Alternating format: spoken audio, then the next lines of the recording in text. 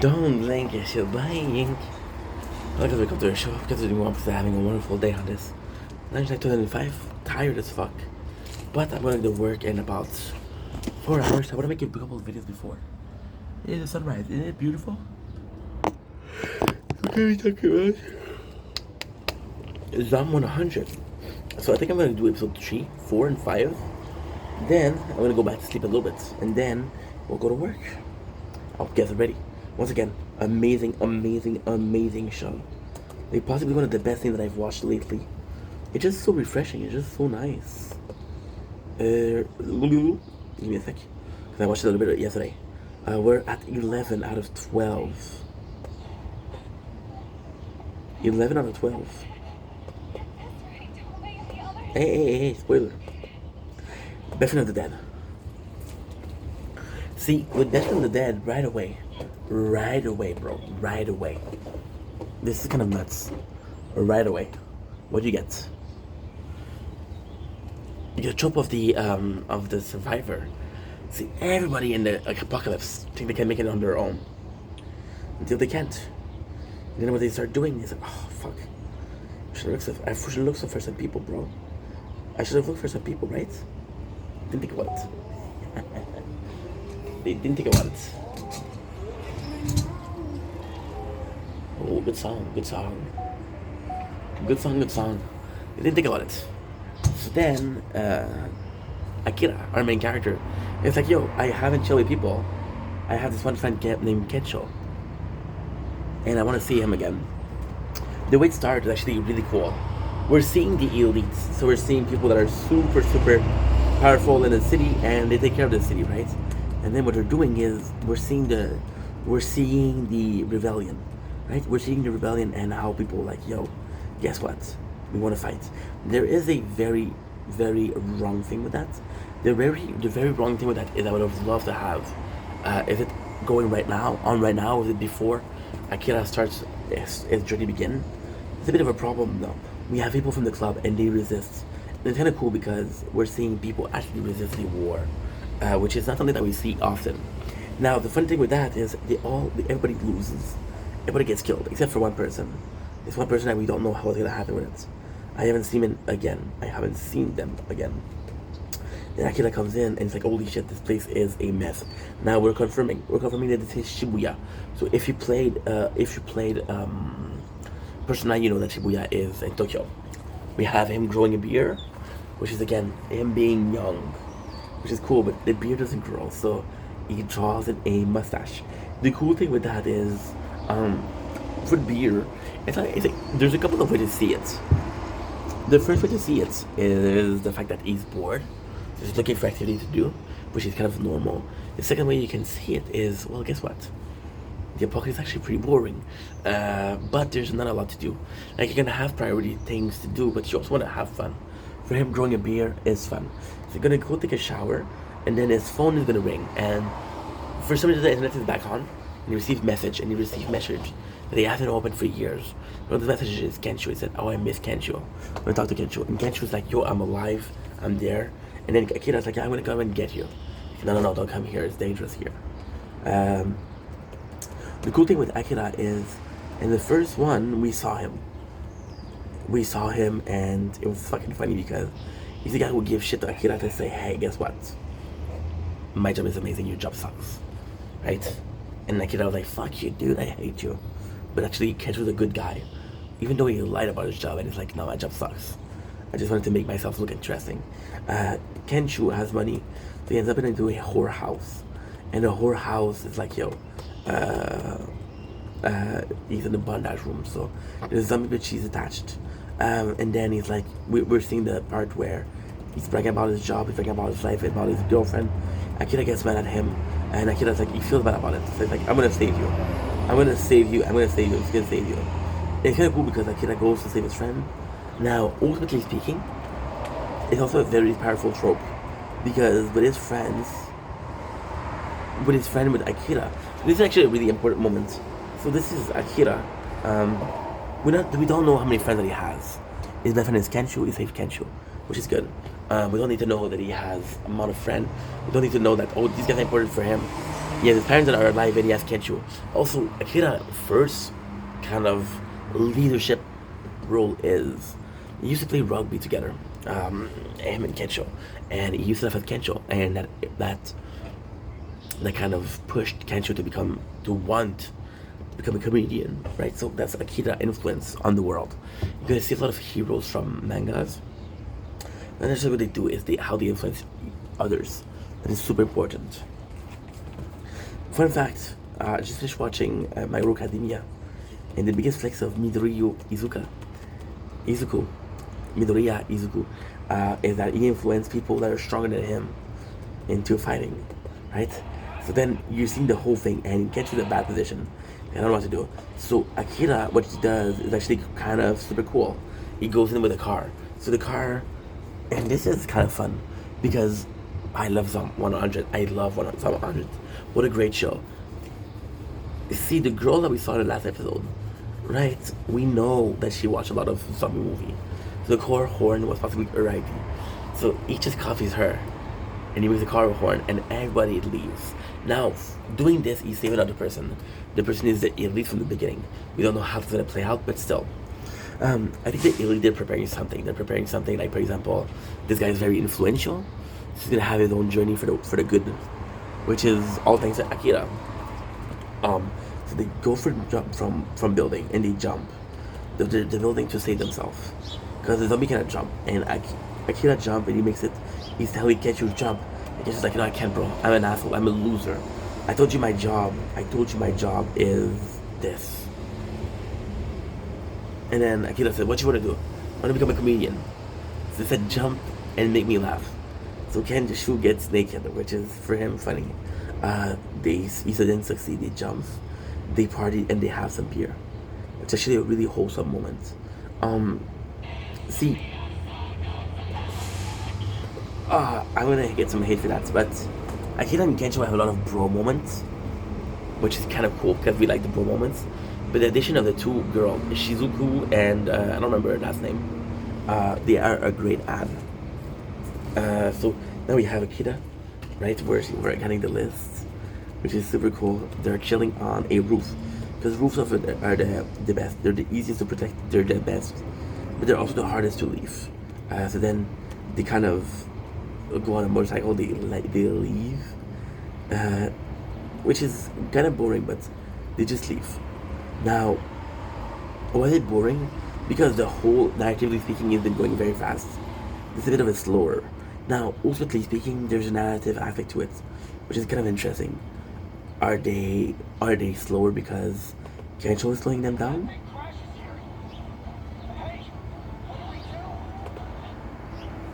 Is it because Kensho is slowing down, or is it because we need to chill? Right? Now, there's another person driving, which is kind of fucking cool because it's a zombie, and now he's faced with a situation of, see, it's nice because in season 1, episode 3, episode 4, which was Flight Attendant of the Dead, he goes to the city, and he finds that the situation is kind of dire, and he's like, okay, well, there has to be a survivor in the city, but the city is huge, right? So he doesn't know where to go, and you see that paths have been blocked off by zombies. So then it's the first time where, like, I don't know what to do, but I have to figure out something. So I'm gonna see Akira being kind of smart. What he does is he wants to buy a house. He lives in an electric store, which is filled with people surviving, and it's kind of funny because they're flight attendants. So this is again with the Japanese culture. So the Japanese culture, apparently, flight attendants are like models or like shit like that. So they really want to go. Now it's kind of cool because Akira wants a girlfriend. This episode starts with Kensho being very popular with the girls, Akira not being, and Akira's like, I'm gonna make a girlfriend. In this episode, he makes a girlfriend. So we had the flight attendant. And at the same time, what happened is, flight attendants, one of them is bitten. So she's like, okay, well, I'm gonna transform, right?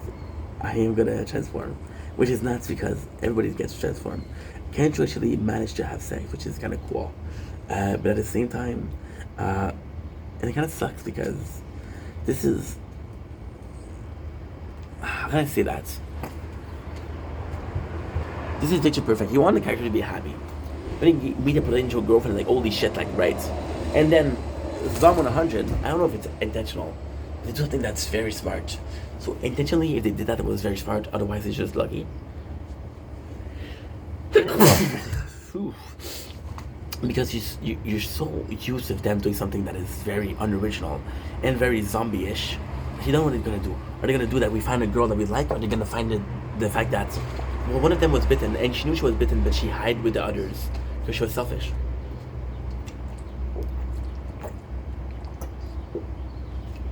You know, and that's what happened. Give me a sec.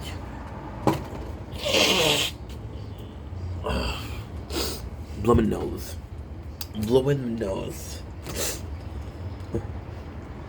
They're just talking, and it's kind of cool because Akira is like, yo, I have a girlfriend. Now, the most important part here is Akira. Now, he doesn't have a job for a couple of episodes, and then talk about his past and how much he hated it. And it's funny because he talks about his girlfriend, right? He talks about his girlfriend. The air flight attendant, she sacrificed herself. She's like, there's no hope for me to survive. There's just no hope. And it's like, okay, well, I'm off. The attendant's like, gotta move on. But at the same time, the flight attendant, before she sacrificed herself, she said, I had a dream. And the zombie apocalypse is destroying it. So then, this is important because what I didn't express yesterday that I should have expressed is the fact that Akira's list isn't full. It's not completed. So during the show, he has it up. Right? We got Eve of the Dead episode 5, one of my favorite episodes. We're seeing Akira being younger and being strong and having to protect people, but then he's not strong physically, he's strong mentally, right?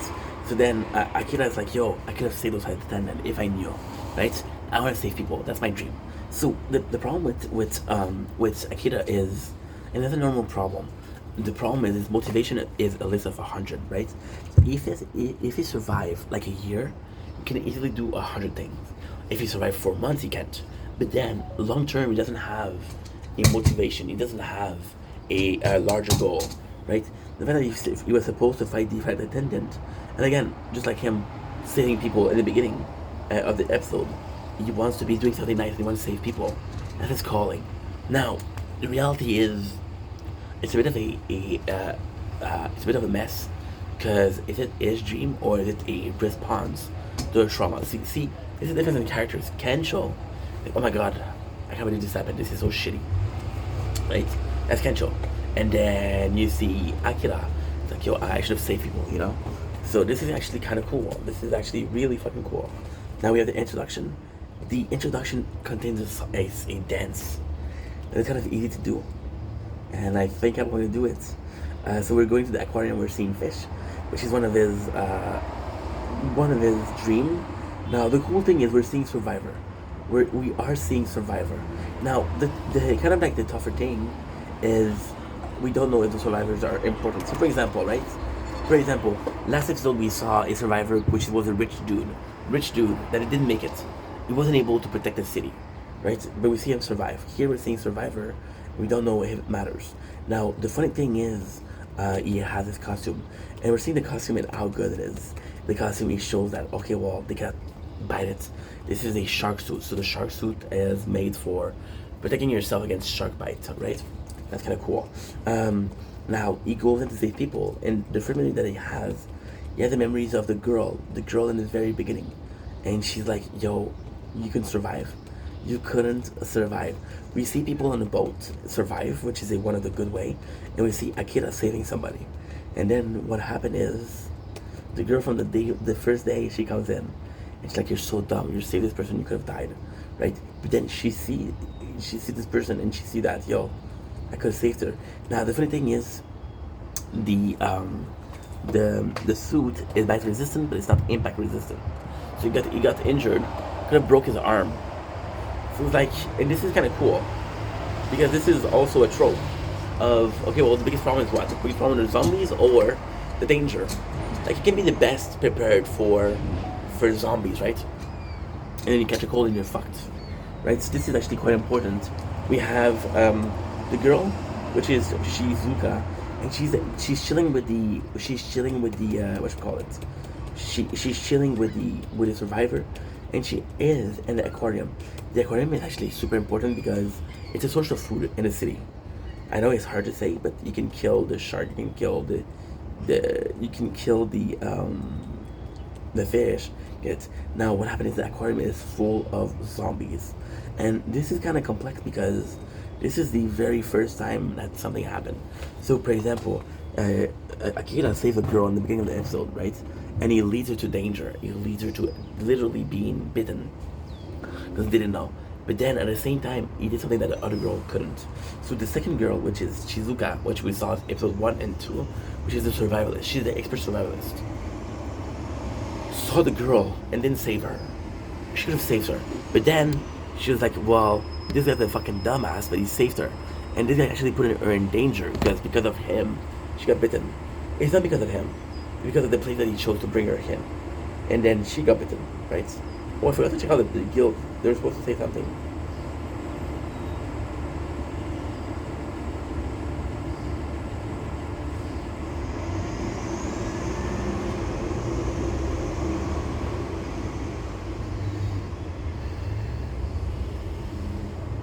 Okay.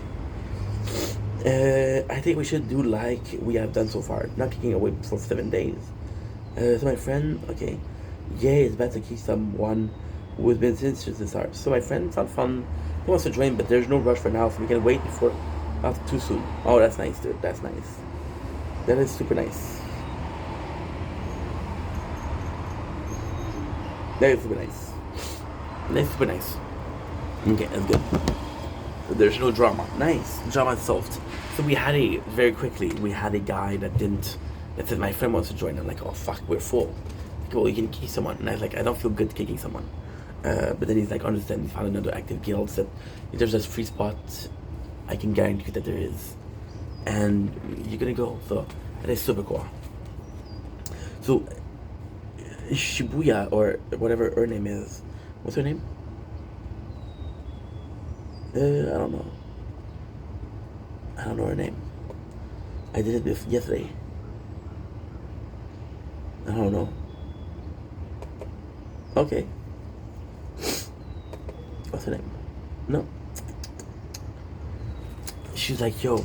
And then the funny thing is, some part of her, because again, it's in her backstory though. So her backstory is her father was really strict with her. Really strict. And then she had a dog and she wanted to save the dog, which made her want to become a doctor. So then she see the girl and she wants to save her just like Akira, but it's too dangerous. So she's like, okay, well, I could save him, but I can't save her. And then Akira goes in and is like, yo, I'm gonna protect you. And she's like, you're so fucking stupid, you're putting your life away from a stranger. And it's like, yeah, but my life is not worth more than somebody else. I'll save her. And then he makes her realize that she's been selfish. And there's no point of living if you're selfish. That's super important. And then he motivates her into kind of judging her way. But the biggest thing is Akira is very, very much weaker than it's so funny. Akira is weaker than her. But then a shark turns into a zombie. The fish become zombies. And then on the phone he finds the weak spot of a shark. He's able to defeat the shark, and because he's able to defeat the shark, then he inspires everybody. He is able to defend everybody, which is fucking cool. So then she's like, okay, well, I'll join you guys, because this is a great way to protect herself. So she doesn't really, she doesn't, it's kind of complex. She doesn't really follow, but there's evolution. So the evolution here is actually quite important. So the first thing that she does is, you're a dumbass, you're gonna die. Second thing she does, like, oh no, you're actually pretty cool and I hope you don't die, right? And they meet a second time. And then it's funny because in this episode, the main character is like, I need to get a girlfriend. And then you see her and she's actually really wholesome, she's actually really cool. So if you had her as a girlfriend, you would be happy, which is kind of sweet to see. Episode number 6, Bucket List of the Dead. Arvy of the Dead. So they know, they're like, yo, I'm gonna stay here. I don't know what we're gonna do, I can't stay here. And then when Akira Tendo see that all of the people are dead, it's like, I should see my family. He said the city are not a safe place, but maybe a small town could be a safe place. Now, luckily enough, his parents live in a small town, which is self-sustainable. You can survive out of the farm, you can survive out of everything, right? And this is actually wholesome because this would be a chance for him to see his parents, but for a chance for him to survive.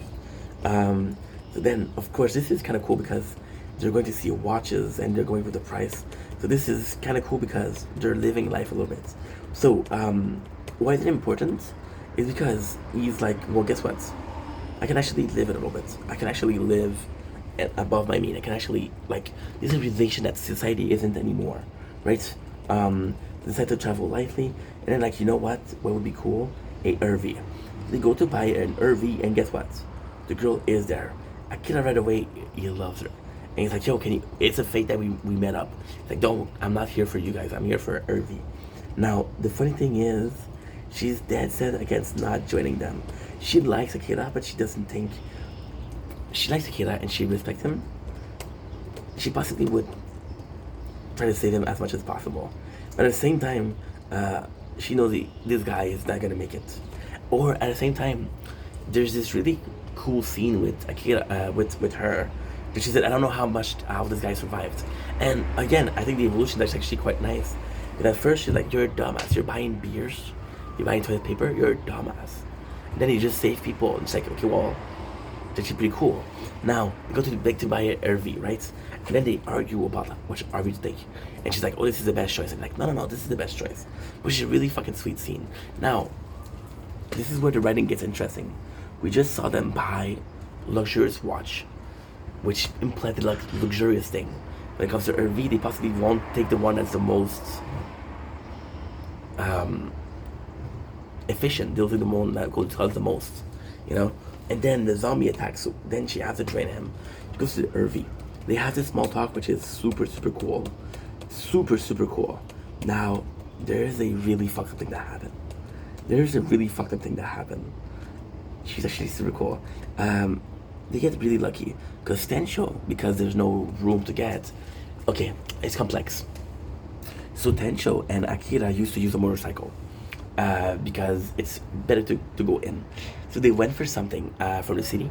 Again, what the fuck? You're so fucking hot. After that, you're so fucking hot. That's why. I'll do another 10 minutes and 20 minutes and I'll go. We're speed running, which is good. They use a motorcycle. Now the motorcycle is actually pretty good because, again, it consumes less fuel. At first, Akira had the right idea. Akira had used a bicycle. But then, they realized the city is not safe. So it's kind of complex. The city will take care of you. But then product will spoil. Like, holy shit, I'm not gonna make it, right? I have to find a farmer or something like that.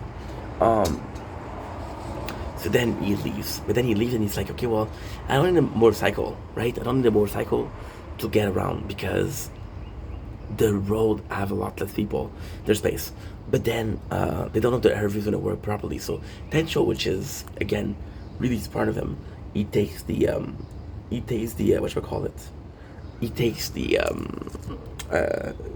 motorcycle just in case.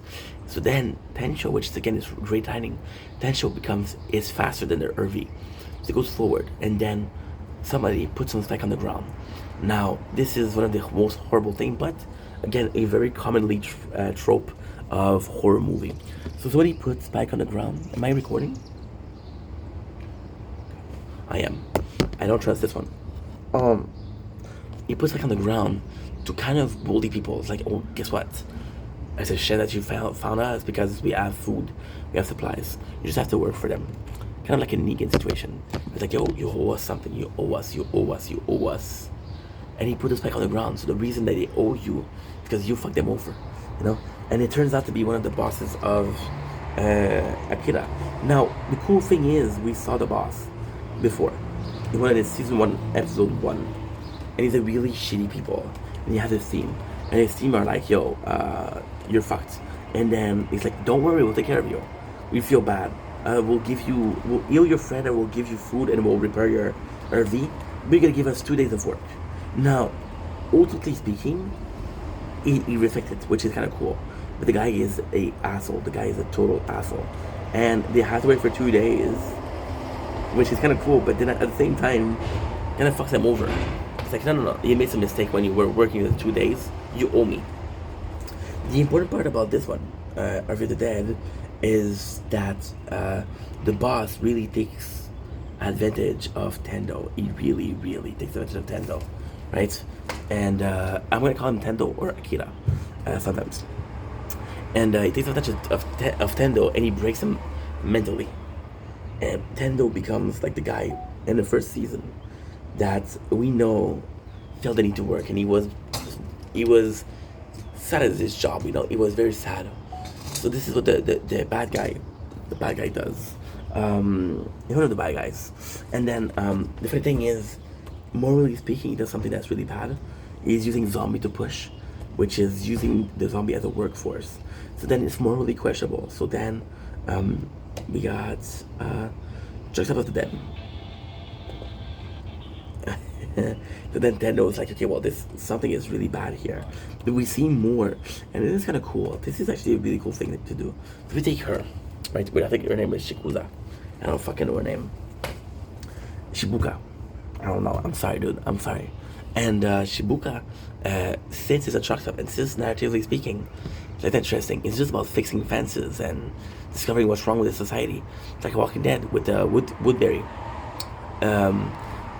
We get some backstory on her. Now, ultimately speaking, I'm gonna be honest. I'm gonna complain a little bit. We don't get a lot of backstories on that show. The show was there since day one, so I think it's kind of weird. We get a lot of backstory on her, but then, technically speaking, when you look at anime in general, who's the most important part? The best friend that's there, or the girlfriend? And a lot of times it's the girlfriend. It is the girlfriend. They can show like Bleach. How much do we know about Ishida? How much do we know about Shad? They can show like One Piece. How much do we know about Zoro? Not a lot. How much do we know about like Boa Hancock? We know a lot about Boa Hancock. So it is kind of nice because this is a anime trope. Bon matin. Ça va bien? Bonjour. Ça va bien? Good. C'est beau, hein? Oui. Good. So yes, this is kind of like a super important because we're respecting. So far, we've been respecting a lot my neighbor. Been respecting a lot the zombie trope, but not so much the anime trope. So this is kind of cool. So we see more of her in her whole past. So she was a daughter of a very serious businessman. It's like, yo, I will teach you the way to go, and I'll teach you the way to go. And if you listen to me, you'll be very successful. Now the cool thing with this is the guy is abusive, and her father was abusive. So it's kind of the same thing. And then she recognized that the father is an asshole. She also recognized that the boss is an asshole, right? And even then, we see her having this puppy, right? And then he killed the puppy. And she's following him, and she's like, I'm not gonna survive. Now, there's a huge part of my manipulation. It's like, Tendo, I'm hard with you, the boss, because I believe in you. And then he says, I don't want you to die. I can protect you here. Don't think about it. You just have to work for me. I'll keep you safe. I'll treat you like a normal person. I'll treat you with respect, and you'll survive. Which is full of shit. And then Tendo, he started to believe in him. It's like, yeah, I'm just an employee. I can't really survive out there. I can't really survive, which is actually pretty bad. So yeah, so manipulation. We're seeing more of Shibuya, and it's kind of funny because the girl didn't join them yet. She didn't join them. This is actually a really cool thing. So they go on a supply run, right? And a zombie goes into the truck. So when they're gonna come back into the camp, a zombie will be in the truck, which possibly will put the whole entire camp in danger. So the girl, she didn't decide to join yet. She goes back to the RV and she finds List of the Dead, and she's like, this is a good idea, and she adds some list of her own. So this is actually really fucking cool. Now Tendo is in there, and she saved him. She's like, yo, you're a dumbass if you follow him. You're a dumbass because people that are abusive are always abusive. Now what the cool thing is, she talks about this the whole entire time, right? And the whole entire time, it's kind of crazy. Kind of super fucking crazy because everybody realized how much of an asshole he is. So then, what happened is, she gives him the list. And she's like, yo, you can either defend your life safely behind those walls, I can do this. And she gave the list. Now, the cool thing is they leave, and then we have the zombie outbreak, which transformed everybody, and his whole camp was there. His whole camp is fucked up. Now you have a choice: do you save the asshole boss, or you let him die? Right? I would have saved him. They save him, which is kind of cool because they save a lot of people. Now their truck stop are done, and the crew leave, and it's kind of cool because you're seeing that he chose freedom at the end, right? So why is that important? We're gonna stop here because it's getting hot, and this is overheating. Sushi in Hot Spring, episode number 8. So we're more than half already. We'll finish it today. Hell yeah. Is Akira got kind of pushed into the survival thing, the zombie thing.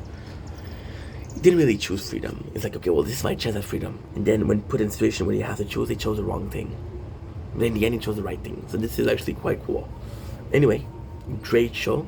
We'll keep going on until we're finished. Sadly, we're almost done. So yeah. Love you guys. Take it easy. Peace.